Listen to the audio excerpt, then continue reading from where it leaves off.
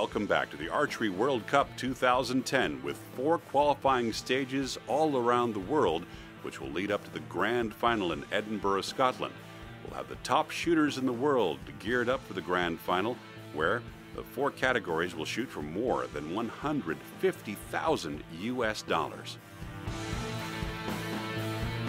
This time we are in Antalya, Turkey, a beautiful place situated on the Mediterranean with mountains, trees, and a beautiful environment. Antalya, a great place for archery over the past 20 years. We've also got a fantastic new scoring system, the set system for the compounds, which has actually proven to be quite a lot more challenge than most of the top shooters had anticipated coming into this event. For the very first time, compound shooters are shooting their individual elimination matches using the new hit or miss target. A lot of top compound shooters were eliminated during the qualifications. As an example, several of the top seeds lost in the 130 second elimination. For example, the number 1 Sergio Pagni eliminated by number 64. Dietmar Trillis, the number 3 qualifier from Canada, went out to number 62. So this is a big surprise. It's the recurve women's bronze medal match, and it's a matchup, a first-time matchup between the number 20 Dola Banerjee of India and the 21-year-old Ksenia Perova of the Russian Federation. She won the silver team medal earlier this week. Perova's been to a few World Cup events, but it's her first shot at an individual medal in World Cup competition. By contrast, Dola Banerjee has been a grand finalist at the World Cup. Last time she was there was at 2006's World Cup Grand Final in Dubai. Opening shots were very good for both shooters. When they started the match, they each had 29 of a possible 30 points and tied the set points 1-all. Ksenia Perova won the next 2 sets outright, 28-27, and at this juncture, she's leading 5-1. So, going into this final set, we had Dola open up with a 9. Ksenia shooting and shoots a 9. Dola absolutely has to win this set or she will lose, because a draw will give Ksenia the critical point needed to put her over the top.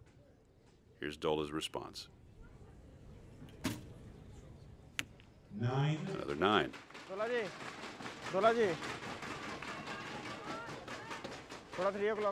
Ksenia Perova's target looking really good in this match. You'll notice she's got nothing outside the gold. When we watch the camera cut to the target, you'll see what I mean.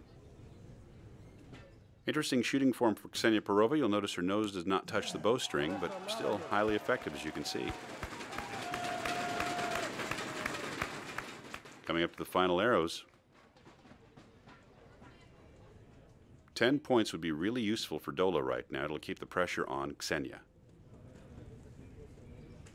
A little long of a hold. You saw that, actually saw Dola slightly grab her bow on the shot, which means that she had some excessive tension. Maybe one of the reasons why she shot that high 8.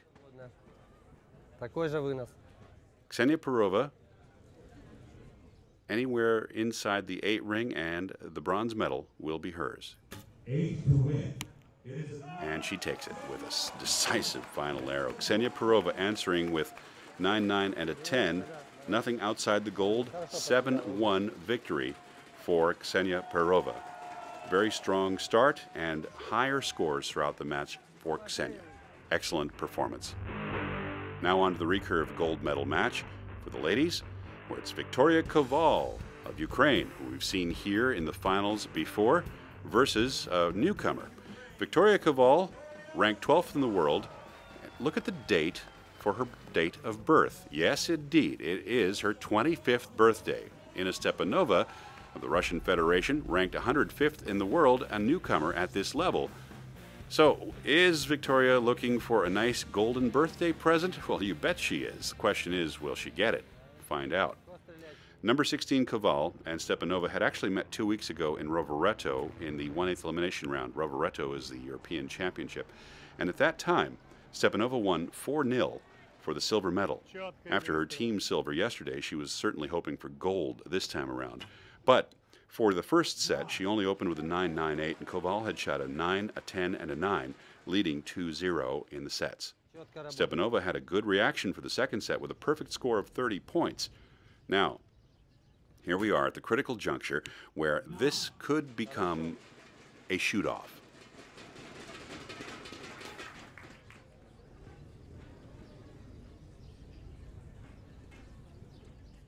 Victoria Koval taking a little extra time, but it paid off. Almost a dead center 10. And that's going to put a lot of pressure on the relatively inexperienced Inna Stepanova.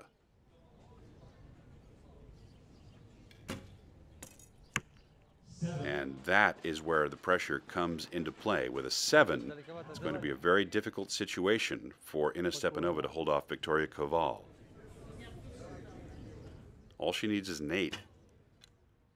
And that is good enough.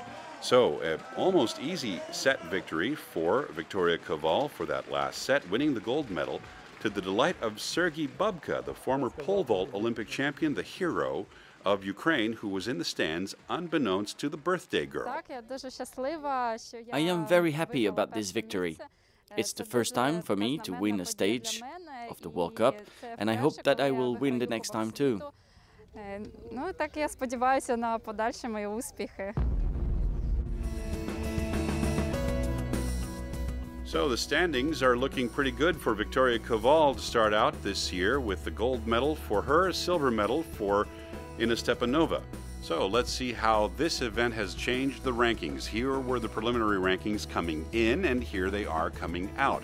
It's Guo Faping of China who's moved up to the top slot with her preliminary round results, and Victoria Koval, the winner of this event, now third. On to the recurve bronze medal match for the gentlemen right now, and two great shooters are about to duke it out on the field of play. This guy, Brady Ellison, champion of the first stage of the Archery World Cup in Poreč, against a relative newcomer, a very enthusiastic young man who's obviously happy to be here. That's Shungo Tabata of Japan, a talented young shooter coming out of the Japanese program right now. Brady Ellison didn't look very happy after losing the semifinal in a shoot-off where he actually outshot his opponent on raw score. This time, now, he's in a position to win the first set over Mr. Tabata. He shot a 9, an X10, and a 9 in the first set. Tabata was shooting well. He shot a 10, 9, 8.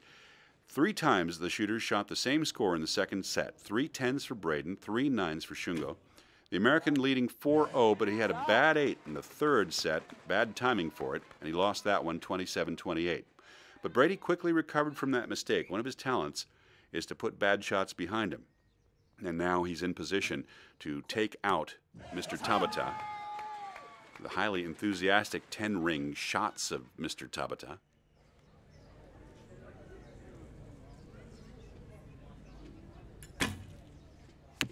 Solid shooting from Brady Ellison. It's in the X ring, the finely etched ring in the center of the 10, and it's down to the last arrow.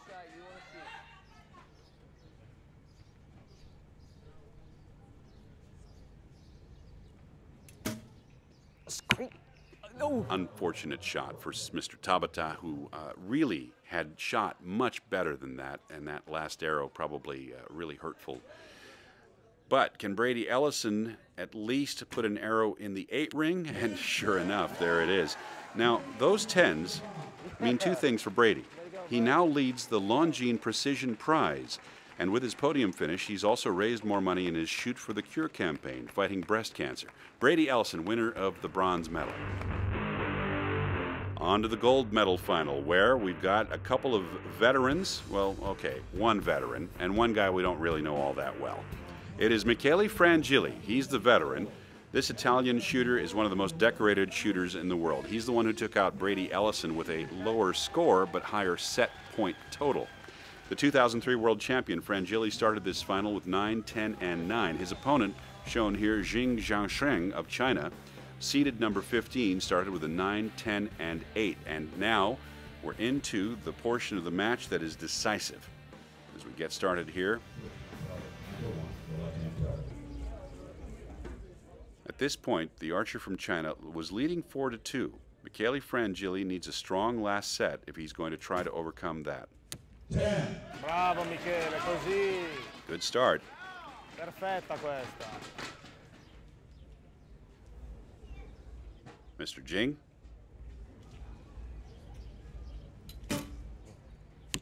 And a 9. So obviously Michele Frangilli's really good 10 is putting some pressure on Mr. Jing.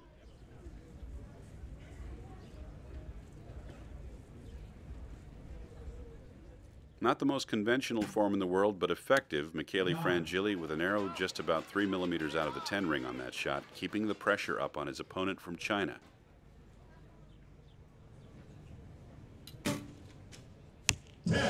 Well, that's the best response. The score is tied.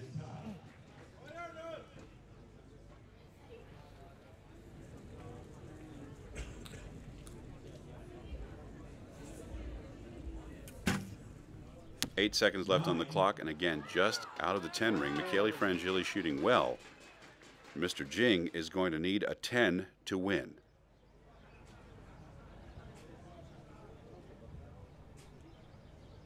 There it is, X10, and a big win for the archer from China. It's his first gold medal at this level. Jing Xiaoshang of China taking it against the legendary Michele Frangilli of Italy.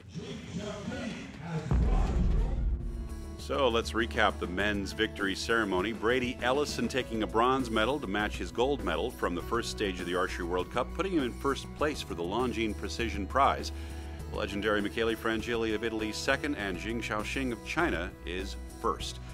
Now, here were the rankings after Porridge, and when we look at the rankings, we see Brady Ellison is still on top, and he's got a decisive advantage, 43 points. Jing Xiaoxing of China, 25 points, and so Brady in good position. Now, on to the compound rounds, and yes, that is a different target. What is going on? Well, just the biggest change in about 15 years for compound archery. Let's hear an explanation. So in the next World Cup in Antalya, we will shoot for the compound bows a hit and miss round. So basically, if you look at the phase we will use, there is a hit zone 10 centimeters, it will be placed at 50 meters. The yellow is a hit, they get 1 point, everything else around is a 0. Around it you have a red zone that helps for the aiming. They will shoot sets of 3 arrows, the one that gets most hits wins the set. C'est un tir, je dirais, plus de précision, qui pardonne plus finalement. It is a more precise shoot which finally forgives more big mistakes. Not easy to adapt because the aiming system is different between matches and qualifications, so I need more time to adapt during the competition. But I think we need to practice again to understand which level of precision is required to win a competition. Niveau de précision justement on a besoin pour gagner une compétition. I don't know if it's good or not. I like the old system, 70 meters, so I like also the 50 meters qualification round, but I have some question in my mind for the hit or miss system. Well, it turned out that this was much more of a challenge than a lot of the shooters expected, and it was just as evident in this match, the compound bronze medal match, as in any other. Anne Lantee, the former Anne Laurila, wanted to improve from her 4th place at last year's World Cup second stage, and she started out in great form. She placed 6th in May at the European Championships. Ashley Wallace, who was 5th in Ulsan and winner of the World Cup first stage last month, won the first set with only 1 single hit in her last arrow. And with 3 hits to 1 in the next set, she increased her lead, and we're going to see how things go right now. This is unprecedented. These shooters, on a normal 50-meter target, would never be outside of the gold. They are missing and missing. What is going on? Well, it turns out that the new target seems to be pretty hard to aim on. If you have any kind of wind or any kind of weather condition, then it's particularly difficult. And a hit. Look at all those arrows outside of the gold, and you'll see what I mean.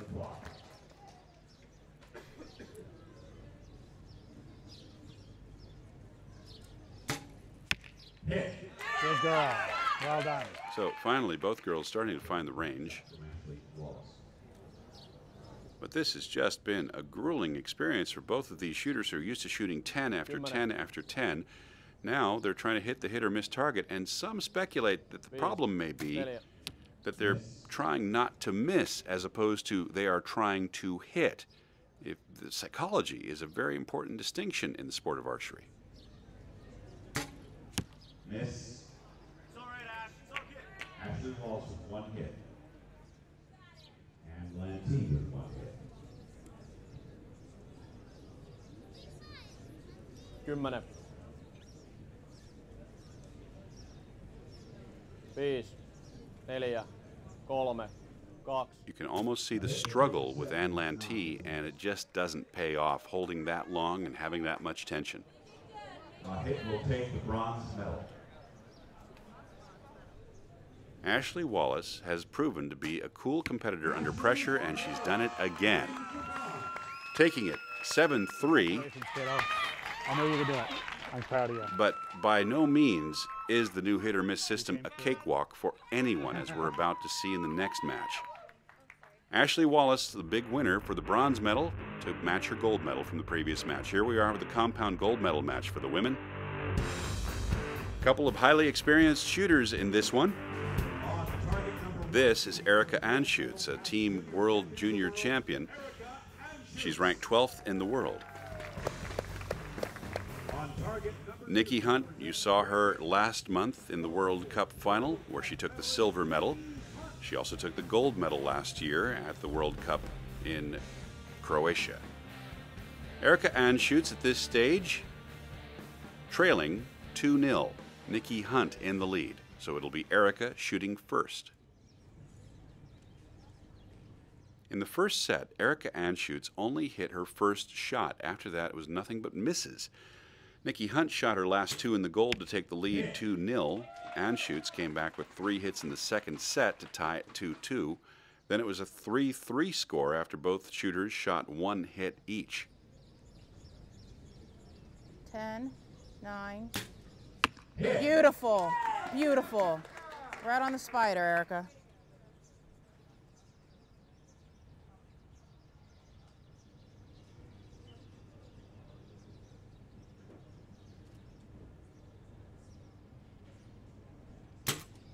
Hit. Okay, 2 hits for Nikki Hunt.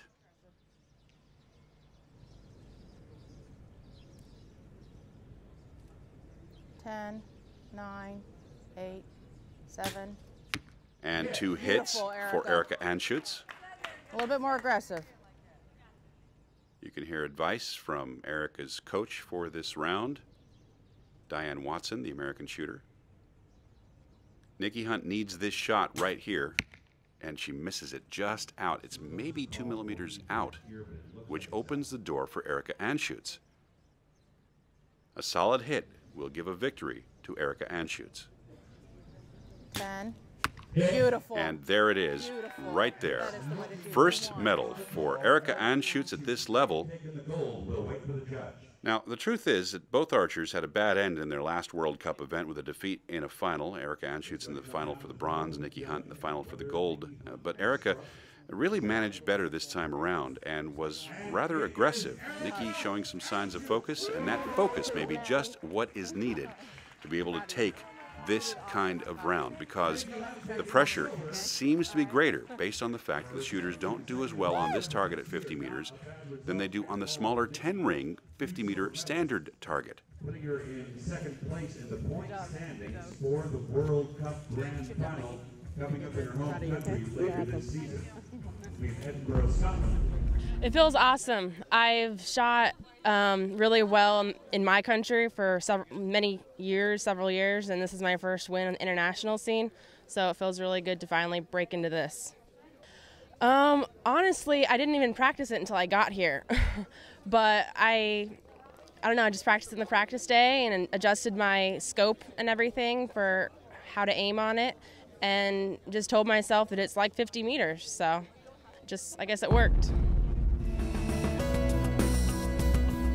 So, with a gold medal, Erica Anschutz on top of the podium, taking the Longines winner's watch. Nikki Hunt with a silver medal, and Ashley Wallace with a bronze to go with her gold. Starting out, going into this, Ashley was in first place.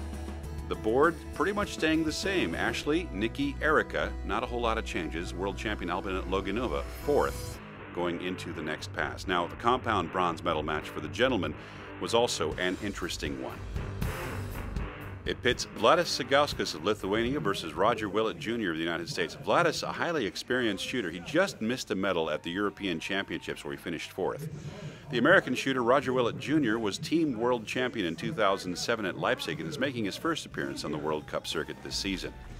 Well, Roger Willett Jr. turned out to be an excellent shooter for this type of round. He was perfect in his first 2 sets with 6 hits.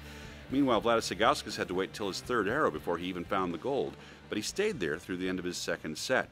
The American archer was leading 3-1 at a certain stage. He shot another perfect set, 11 good shots in a row, increasing his lead to 5-1.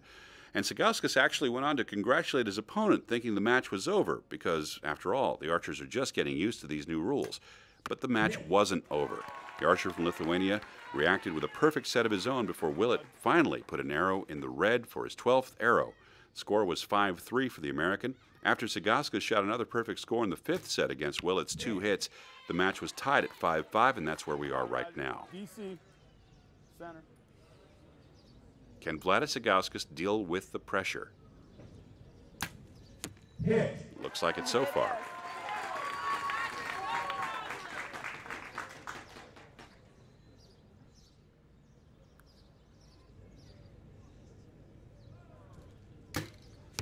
Miss. Roger Willett Jr. undoubtedly unhappy about that one.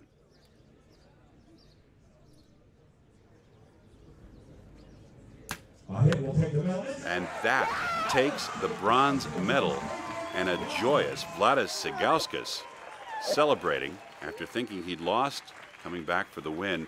An unnecessary final arrow for Roger Willett Jr. hitting the target. Who could have predicted what a turnaround that was? 11 hits in a row, and Vladas Sagauskas' bravery was able to reduce the confidence of the American archer, who himself shot 11 hits in the beginning of the match. It just goes to show tenacity can pay off. So a big win for the man they call the Green Arrow, Vladas Sagauskas. On to the gold medal final, where we've got a man who's been the bridesmaid over and over and over again, but never quite the bride. This guy, Martin Damsbo, one of the nicest guys you're going to find in this sport. He's been in lots and lots and lots of finals. Hasn't won very much. This guy's won a great deal. Braden Galantine of the United States, Mr. 120, ranked 5th in the world. Braden is quite used to being on top of the podium. Martin Damsbo has a bit of a reputation as starting out really strong but not being able to deliver. Let's see what happens this time around. The score right now, 6-4 in favor of Martin. These athletes know each other very well. They've been competing since they were juniors. The 25-year-old Martin Damsbo also has lots of experience on the World Cup circuit. 4th place in Porridge, 5th place last year in Antalya, 3rd place at the 2007 Worlds. You notice the lack of gold medals I'm not mentioning? Good. Meanwhile, the 24-year-old Galantine is the world indoor champion, world silver medalist, world indoor champion of 2007. He won the World Cup in 2009 in Santo Domingo, 2007 in Varese, indoor world champion, as I mentioned, 2007 placing at both the Outdoor Worlds World Cup final. In other words, yeah, lots of gold medals on his trophy rack. Braden obviously wants to win this time after his 2nd place finish in Antalya. And in semifinals, by the way, he had the best match of the competition with 11 hits out of a possible 12. So he's got this target sussed. And Martin's starting to look a little nervous. But he still delivers. Could it be that Martin Damsbo, in spite of the fact that he's really nervous, might very well be getting a little more confidence? Well, if that's the case, he better show it right now. He needs a hit. And a hit will win. It is a hit for Martin Damsbo in spite of the huge amount of, let's call it Danish, he threw on that shot to pretty much just barely pull it into the hit zone. It finally pays off. All the hard work, all the effort. Martin Damsbo, you've got your first gold medal in international major competition. At the last 2 sets, it's get more tightened up. It's close to the mat, so it's a bit more intention on it. So that's it. So a really nice reward after lots and lots of hard work for a man who's been among the best but never quite up there. He's up there now, Martin Damsbo. And the standings, well, after Porridge, Sam Kurtsoglu, Sergio Pagni, Rio Wild, the reigning world outdoor champion. Martin Damsbo was 4th. Guess who moves up to number 1? Yes, you are number 1, Martin Damsbo, with 40 points. So first gold medals for a number of shooters in this competition. Jing Xiaoxing of China, and Martin Damsbo and Erica Anschutz, and another gold medal for Victoria Koval. And the World Cup Stage 2 coming to an end. We'll see you not far from my hometown in the United States, Ogden, Utah, for Stage 3. See you there.